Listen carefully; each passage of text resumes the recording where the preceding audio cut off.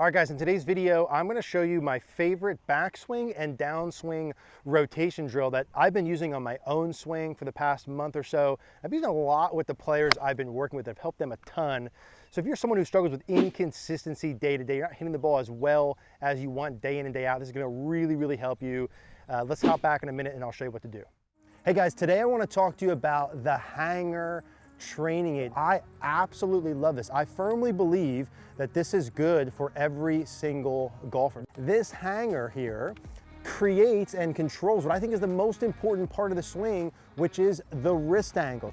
It snaps right on. It takes me probably 30 seconds to put on. I can put it right in my golf bag, and best of all is you can hit balls with it. You can actually hit balls with it. So I love this hanger training aids. Look at when I do that well, how that sits on my forearm. Now watch when I cut my wrist, how that comes off. Immediate feedback for where my wrist angle is at. No one that can have too flat of a left wrist. One of the few things that all good ball strikers have, we're trying to have. Flat left wrist, right? Super easy to use, incredible immediate feedback with the coupon code GogornoGolf.com. You're gonna absolutely love it. We'll put all the details down in the description down below. All right guys, so my favorite backswing and downswing rotation drill is a one that you may have seen a couple months back that we did with our friend Jess Frank, where I put the club behind my back and the shaft runs through about the middle part of my back and right in front of my elbow pits, right? And this drill I've been doing for like 5 to 10 minutes a day every time I get a chance since we did that video, and it's helped me a ton if you've seen any of our on-course videos. And I've been testing it with a lot more players I'm working with. We've been seeing great results with it, not just in the lesson, but afterwards. And the drill here is that I'm taking this club and I'm pointing the grip end of it down towards the ground and towards the ball on the way back. And then on the way through, I'm pointing the club head to and through the golf ball for a full finish. Now, when I do this motion, for someone like me and the players I work with who struggle, we tend to struggle with two main areas, and this is what this benefits with. To make a great backswing, you want sufficient rotation, which is your body turning away from the target and towards the target, and you need sufficient tilt, right? Which is my body being tilted over on the way back and on the way through. I need sufficient rotation and sufficient tilt on both sides. If I do those two things correctly with my body, I don't need to do anything else. There's no compensations to make up for, and it makes it very easy to deliver the club head to the ball with good arm and wrist structure, which inevitably produces good face control, consistent contact, and ball control day to day. You'd be hard pressed to find a really consistent golfer who doesn't do those two things well. We're gonna show you some examples of Tommy Fleetwood here on the screen, and we can see from both sides. In fact, let's show a face on and down the line here.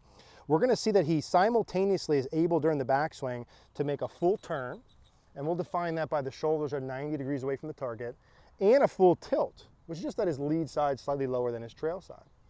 And then when he comes through, he also makes a full turn. The shoulders are turned back to 90. People often overlook that. And I'm still tilted over, which is my right shoulder lower to my left.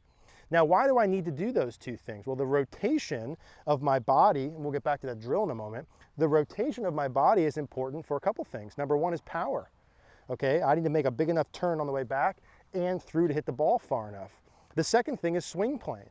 I need to be able to turn back to get my arms and hands working in on the way back to deliver it from inside and inside on the way through. Okay, so swing plane and power. Rotation on the way through also helps me move my low point forward for solid contact. There's lots of benefits. Now, the tilting piece is really designed to keep my body the same distance from the ground. So if you draw a line through my back or spine angle, to keep that the same distance, my left shoulder goes down, then my right shoulder goes down. And there's a million drills and ways to feel this, right? But back to the drill, this is what helps me do it the most. When I put this through the middle part of my back, I really feel the middle part of my spine and my rib cage moving. It forces me to move my body how I want. Now notice when I'm doing this, I'll allow my left heel and left knee to kick in a little bit on the way back to about the ball, and then I'm working through to my full finish, so my body's fully facing the target. And that gives me a feel like my left side of my rib cage turns in towards the ball and tilts over, and then the right side of my rib cage moves on the way through.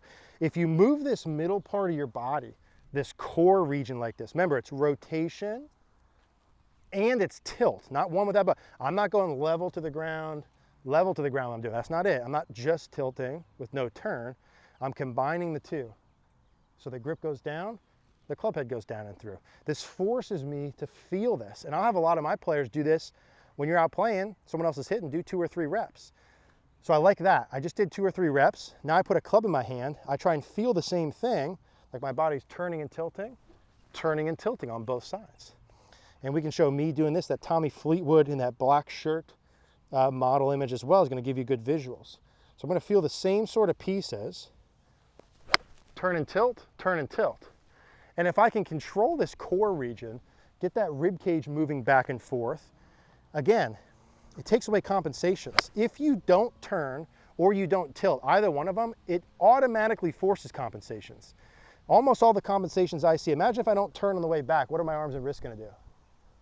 Folded too much, right? No structure. What about if I don't turn on the way through? Same thing, chicken wing, right? Not enough turn and tilt. Issues with my wrist angles, early flip motion, too much turn and tilt. Or not enough turn and tilt, rather. If I stand up through impact, like this from down the line, not enough turn and tilt. So a lot of these issues, you have to get both of these correct. You have to get both of them. So 1 or 2 will do. Again, through the pit of my armpits, feel my spine and my rib cage move. It feels really good for me to do that on the way through. I go all the way through, turn all the way through there. So I get the full rotation on the way back, the full tilt, and the same thing on the way through. Me, Tommy Fleetwood, and you all together, hopefully, here. And what you should experience as you're doing that is it should feel a little bit more effortless, should feel easier to do everything else.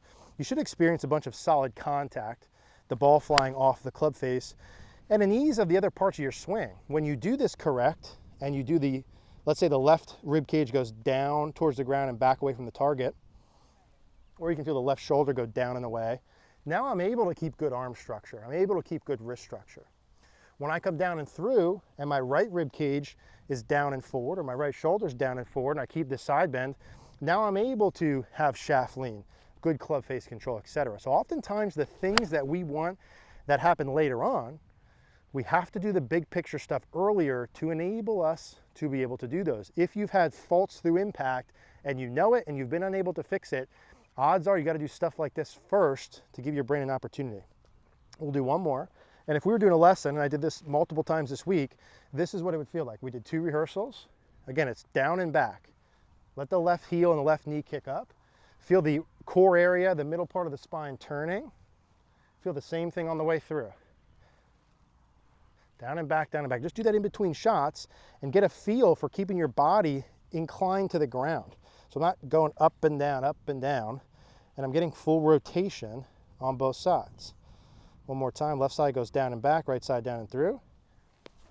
And in reality, when you look at it, what it should look like is basically your body just stays the same distance from the ground on both sides, and it looks real nice, right? When you watch me doing it, it should look kind of nice and easy, but it might feel like I'm kind of exaggerating this left side down a little, this right side down a little.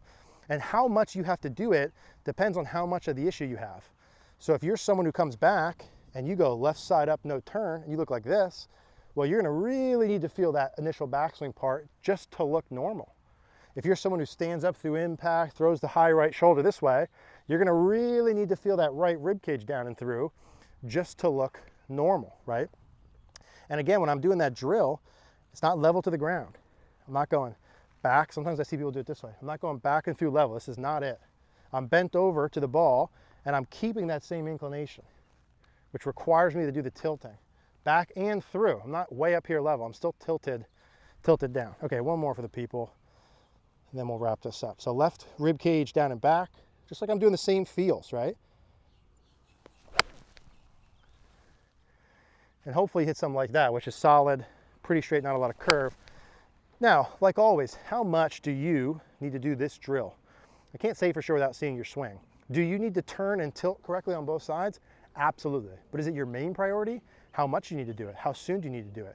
Those sort of things, I need to be able to see your swing to say for sure, right? So either if you can come see me in person down here in Florida or up in Bethlehem, or if you can't come see me in person, check out CogornoGolf.com. That's where we built that. So wherever you are in the world, we can work together, way less cost because it's more efficient, and we get things done typically even faster. Okay, you have myself and our expert pros analyze the swing. Hey, here's your main issue, not this.